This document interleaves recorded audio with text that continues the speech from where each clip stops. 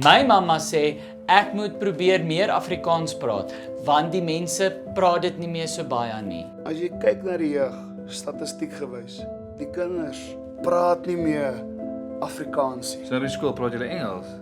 Nee, so mal. As ek byvoorbeeld by 'n vertoning is en ek kyk in die gehoor in, dan sal ek 'n jong man hier reg voor my gewaar. Dan fluister hy iets in die jong dame se oor in. Maar ek kan sien hy praat nie Afrikaans nie. Hy sing dit.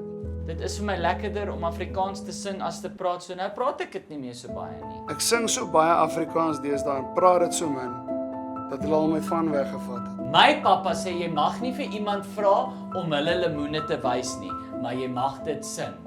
Wys my jou lemoene of jou boerpampoene. Dis fyn, maar as ek dit nou byvoorbeeld sê, wys my jou Jy sien. Ek is Luan en ek praat skaars meer Afrikaans. Want ek sing dit. Spotify. Ons praat nie Afrikaans nie, ons sing dit. Is Appel hier want ek wil hê hy moet my crossbow teken.